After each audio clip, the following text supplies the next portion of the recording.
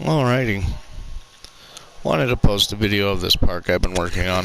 It's a recreation of another park I had made in the original Jurassic World evolution. Definitely inspired by Jurassic Park San Diego, with this kind of octagon shape with, paths scrolling through it, and, you know, small enclosures for some of the smaller dinosaurs, and then of course alternating between carnivores, herbivores on this second ring, I guess you could call it, of fences. And of course on the very far outer track we have, like our power plant, our ranger teams, all that good stuff. Over here I have what I like to call the high security area, mainly because this is where we're housing all the hybrids in the park. So you got Indy here, and we got what I call the walking nightmare. This thing is fucking terrifying. And then of course over here we have something I call only a mother can love because of how ugly the Scorpius Rex is. I mean, Jesus, just look at the fucking sight of this thing. I wouldn't care if it was super cuddly and herbivorous. I would still kill this fucking thing on general principles. You are too fucking ugly to live. Anyhow. So yeah, each individual enclosure is designed obviously to be different and be its own little biome and habitat.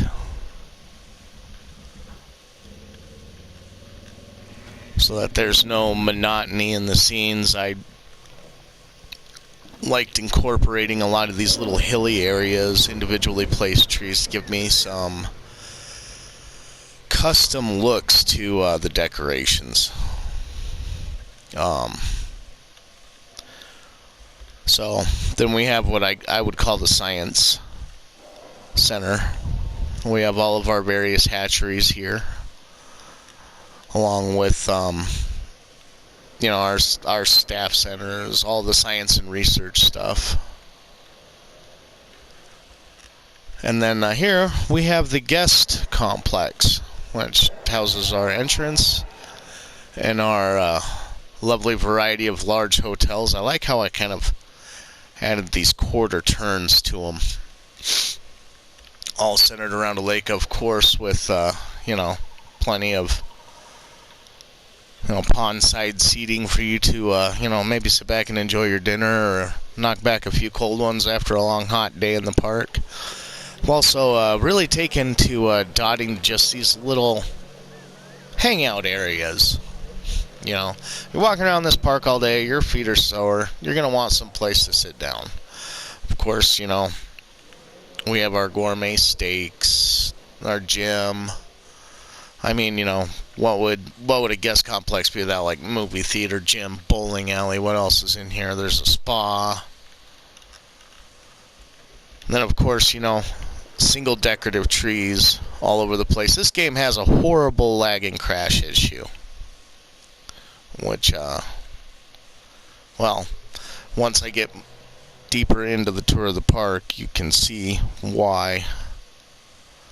Just the amount of detail I am attempting to cram into these areas with the decorations, not to mention the fact that I have several... I have 30 species of dinosaurs. I can't remember the exact count off my head. I'll check here in a minute. This is one of my favorite nice little seating areas, Like walking around the park all day, your feet are sore. And go over here, grab some sushi, pop over here, enjoy that. So I've divided these two sectors. They're mirrored but fairly similar, so that I could fit different breeds of aquatic and flying dinosaurs without it being overcrowded. Over here we have what I like to call a herbivore run. Obviously this is just going to be a mixed bag of herbivores. I do believe they're all unique though. If they're here, then they're not anywhere else in the park. Of course, the monorail will give guests access to that. Kind of slowed down on the extreme detail decoration of what's going on here. Mainly due to the lag issue. But I do like how these bigger trees just kind of, they cover the area, they give it a nice foliage instead of just a bland, empty area, and yet they're single placeable. So, and of course, we've gone all the way around the inner ring, or the outer ring. I like to call this my behind-the-scenes area. This may have tour path lighting in here, but it is not actually connected to a tour. I simply use it so that I can get the lighting effect. This is how the park rangers move throughout the park and get to the various attractions and areas. These wouldn't be open to the public, and you can see it runs between the outer and middle track of areas here.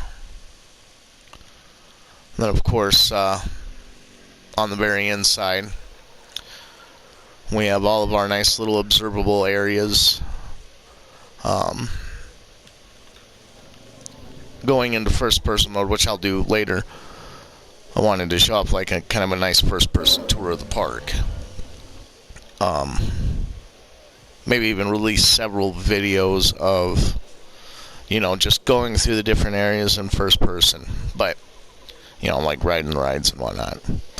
But my idea here being is that from in here, there's no way to tell which exhibit you're looking at unless you memorize the pattern. However, you don't need to, because we have green banners out front of each of these viewing galleries for herbivore enclosure, and the same for carnivore enclosures. There is a open tour truck that runs through the entire track, including through the carnivore areas, which, obviously, I have a lot of things disabled. These enclosures are entirely too small for most of these dinosaurs, especially the larger sauropods. But I want this park to look nice, so you can always just say your dinosaurs were engineered to like small spaces, which is only a half-lie, because you can do that, just not to this extent.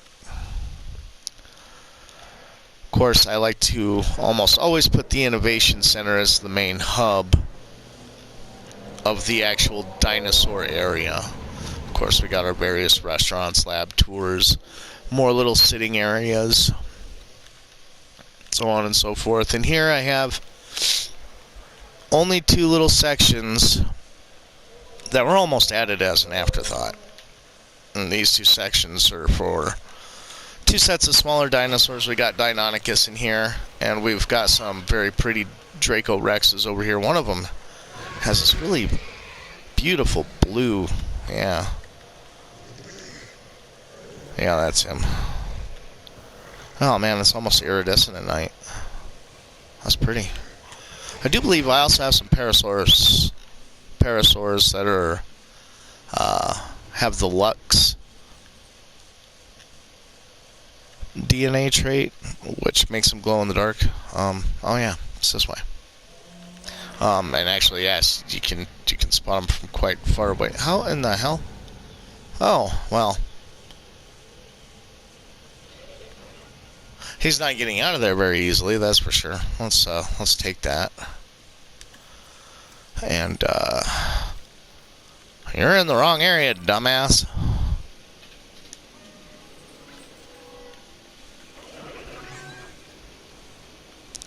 I do like the Lux skins. It's kind of a little immersion breaking for me. But come on, they glow in the dark. How the fuck would you not want to have a dinosaur that glows in the dark? If you're building a park and you can make a dinosaur glow in the dark, I'd say fucking do it. Okay. Well, let's just move your confused ass back where you're supposed to be. So yeah, I guess we can go into first person here, and we'll go ahead and start. right where you would normally start, which is right here at the park entrance. So you get your first real good look after coming out of this, I would assume is some sort of hyperloop to a, boat dock on a different section of the island. But come in here, you're greeted with some lovely fountains, some lovely dinosaur bones. And then, of course, depending, your ticket would tell you you're in, Hotel A or Building 1, Room 32, kind of shit. You would come over here and you'd find your building and figure out where you need to go. Get yourself unpacked, get all ready. Maybe even come out here before you set into the park and enjoy just a lovely view. It is fairly pretty down here. And then, of course, inside the UI. There we go. We'll make our way over here to the monorail system. I could just hop on it right now if I wanted to. And I would basically just appear anywhere, wherever the monorail currently is. I would prefer to wait until it leaves like it just did, so. Get our nice ride out of that area. There's our lovely hotel. We get a nice kind of swooping around on the back side here of the science complex. Actually, you know what? I think we'll call this the research complex. That makes more sense. Science is just too goddamn broad. Then again, research is fairly broad, too.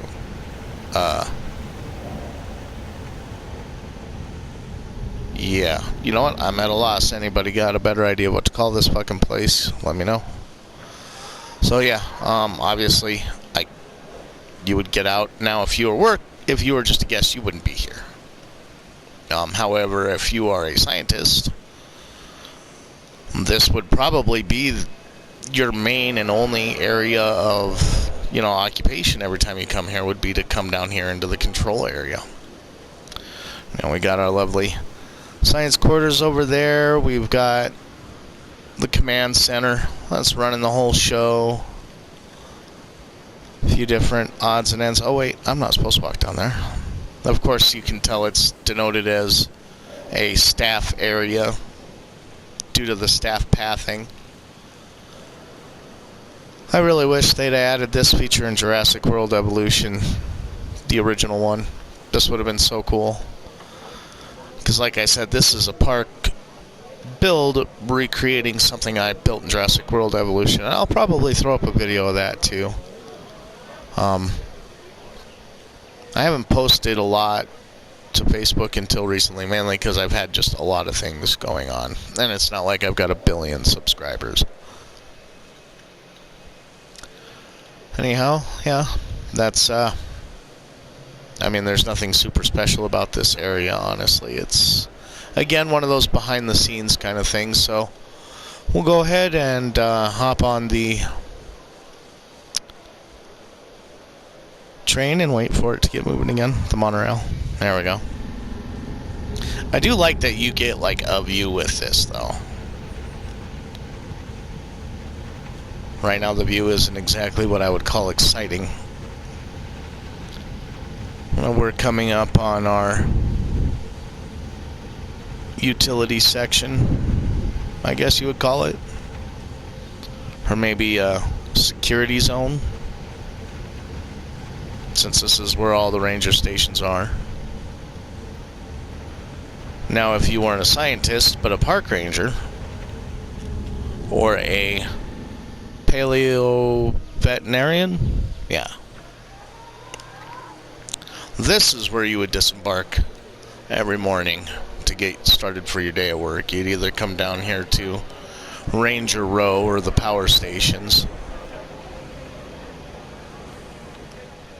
or you would come over here, some of the other more administrative areas, and of course the paleo veterinarian buildings, of which I do believe there are 3.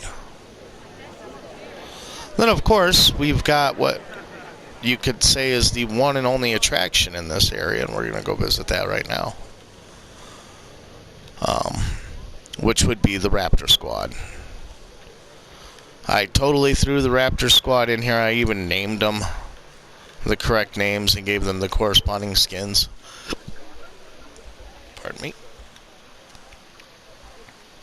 However, there we are.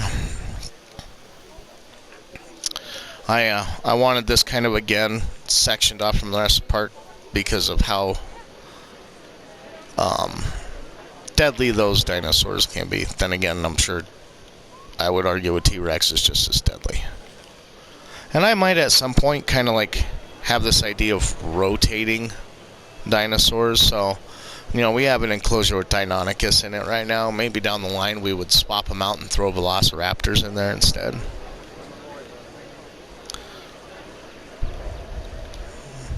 And anyhow, we'll hop back on the train, and I do believe next up is, the security zone, or the security section, or high security section.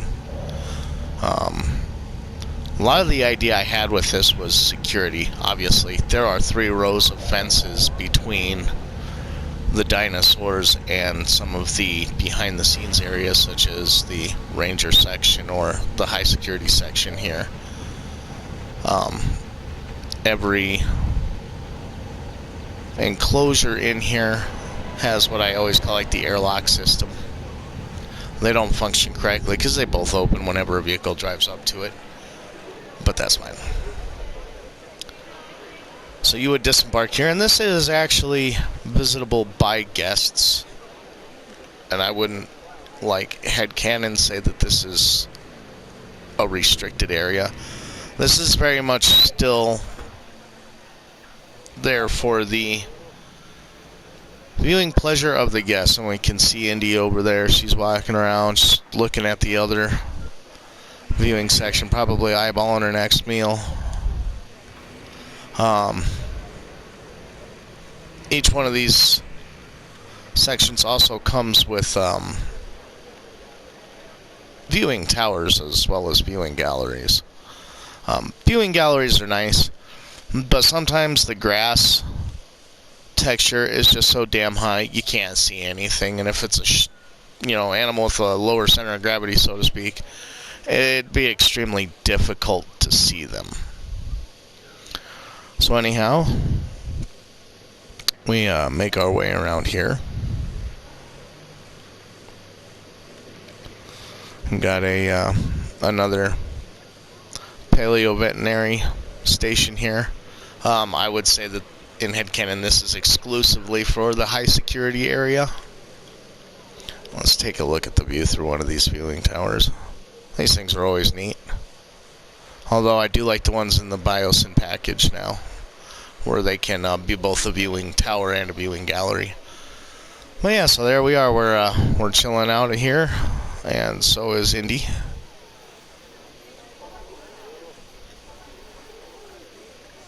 Right on.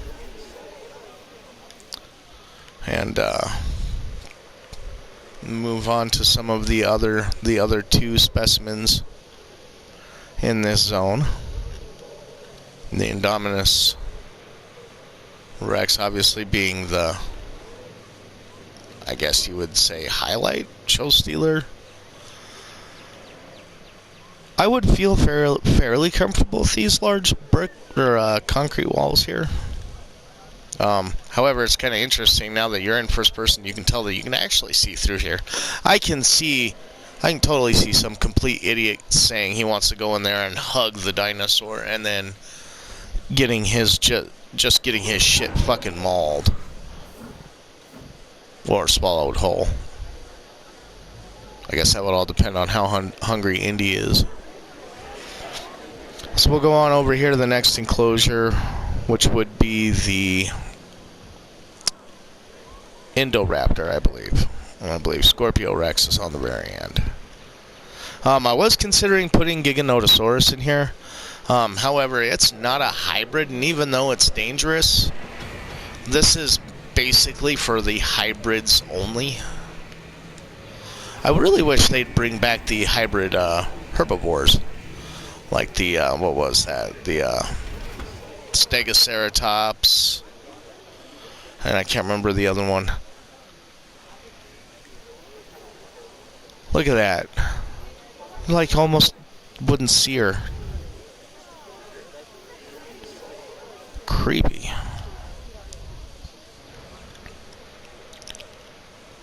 And then, of course, you would come down here to enjoy the last... Oh yeah, that's another terrifying thing about first-person mode. All the gates will open if you walk up to them. I have this idea for designing a first-person only park, which would be completely non-functional. Ah, you are terrifying. Completely non-functional, however, it would allow you to basically walk around and see the dinosaurs unrestricted. But I keep having an issue every time I try to build one with its execution and layout, and after a while I kind of get pulled into the same design habits, and then I just end up deleting it even though I poured like 6 hours into it. And here is the ugliest son of a bitch in the park, and that is the Scorpio Rex.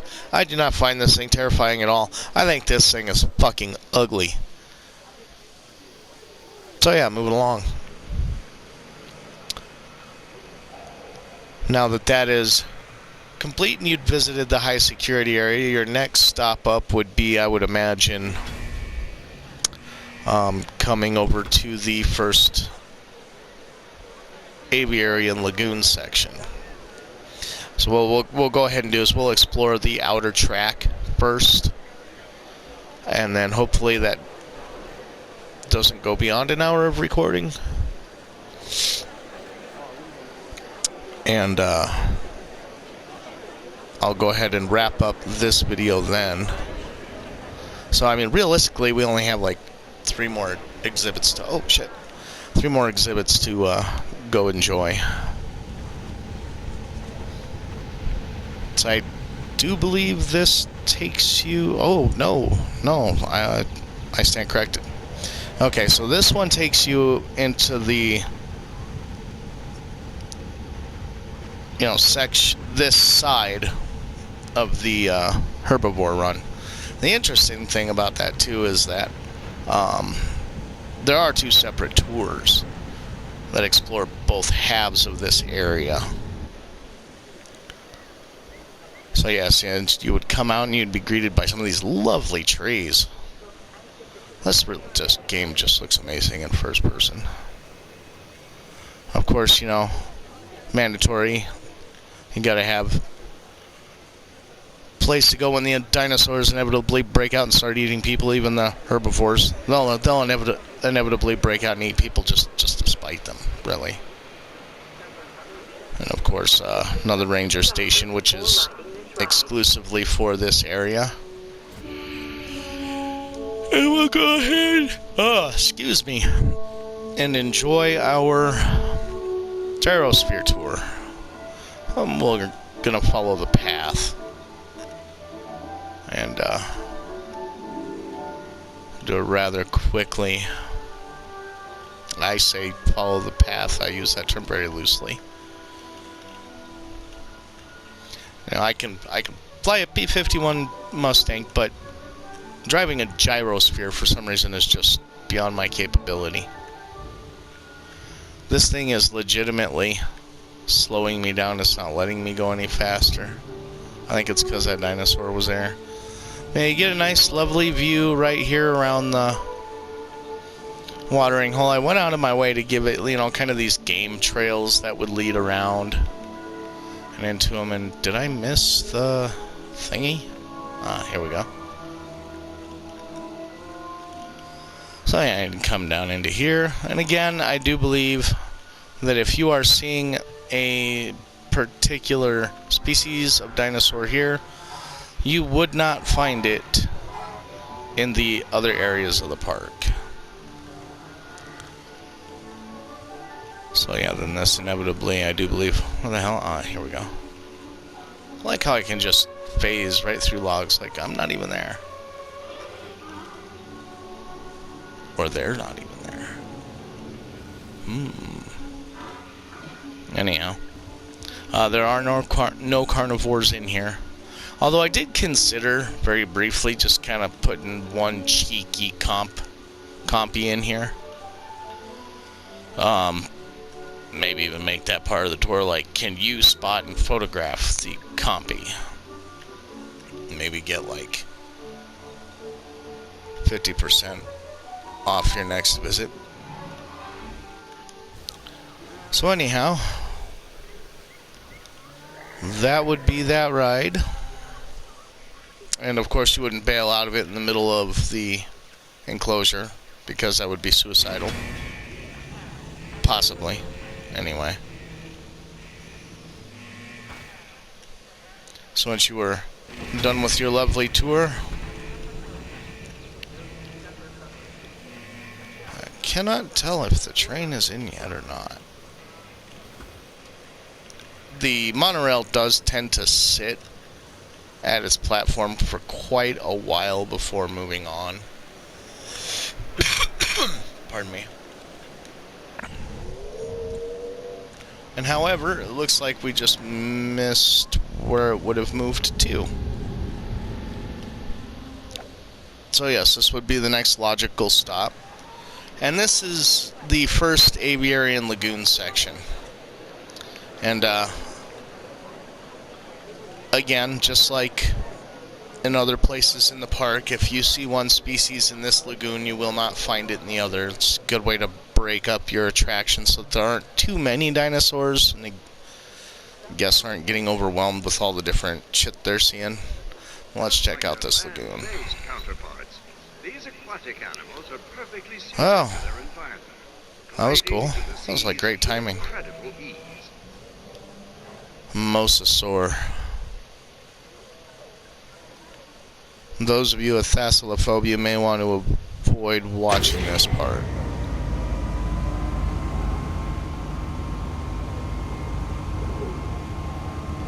I really hope at some point in time they release a patch that kind of clears up this murkiness. I mean, a little murky water is acceptable and realistic, but I mean, most of the time you can't see these fuckers until they're right up against glass. I'm not going to go into the other side because it's the exact same view. So we'd walk over here and, you know, we can enjoy another, kind of like pretend I'm sitting at the table. Little relaxation area.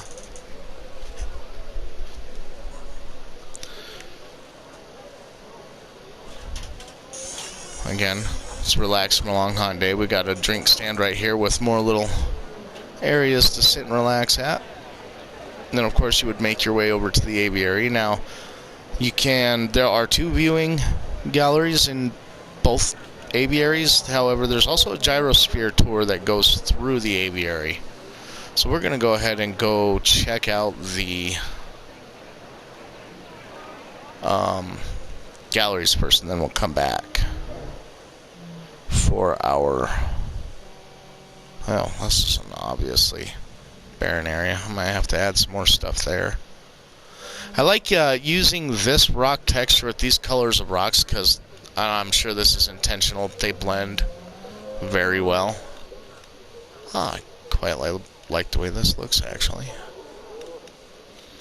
Okay, so you'd make your way over here to the aviary. I'm not entirely sure what's in here. This is Aviary 1, I think. So I do believe that actually might be Quetzalcoatlus over there. Which would also mean that we have Pteranodons, Dimetrodons. I can't remember what this other guy is called. But yeah, there's the Quetzalcoatlus. I don't think they can land. I have not seen this thing find a perch and land on it. Which is really odd. I like how it is literally just flying through everything like it doesn't exist. That's amusing. Okay. So here, we can go ahead and enjoy a guided tour. Now, when you go up to the gyrosphere building and go in, it basically just makes you drive the gyrosphere like we did in the herbivore run. I'm not going to do that. There's a way around that. and it's really simple. You just wait for a gyrosphere to spawn at the starting location, and then hop into it, basically. Hey, I created the park, so I get, preferential treatment. Like here, we're going to go ahead and ride with these people.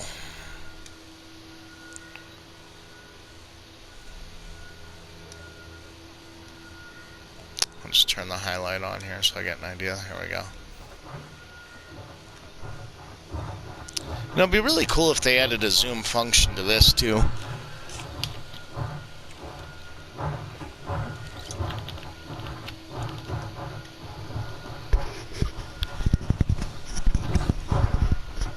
And of course, stupid microphone. Holy shit.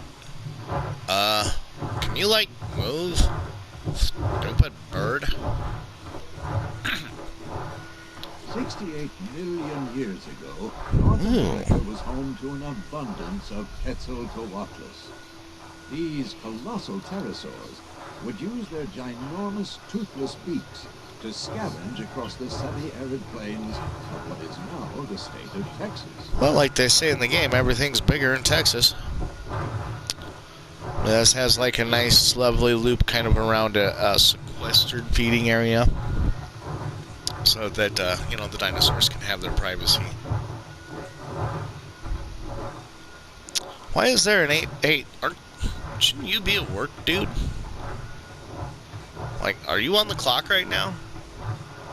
Just screwing off, or... Oh, yeah. Oh, you're taking your half-hour lunch. Okay, yeah. All right. To have ever taken flight is the Quetzalcoatlus. These astonishing long-necked pterosaurs can grow to And actually, if the scale in the game, I do believe, is incorrect. I do believe Quetzalcoatlus is supposed to be a lot bigger than it appears here in the game.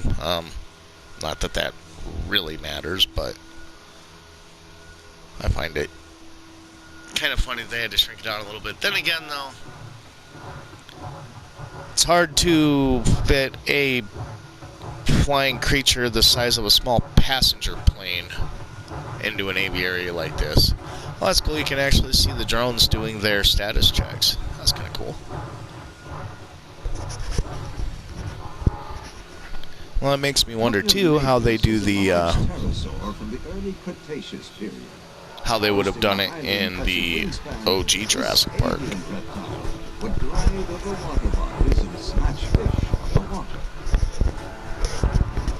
apologize, I have to just kind of readjust this mic. I'm being really ghetto with how I'm doing this right now, but I really don't have much of a choice.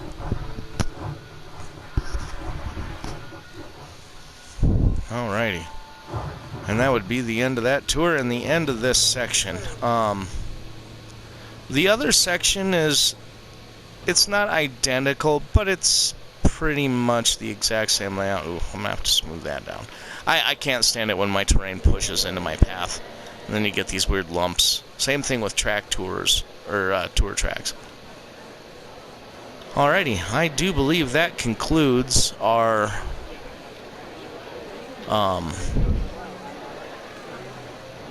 tour of the outer track, and next video we'll go ahead and tour the inner track where the some of the main exhibits are.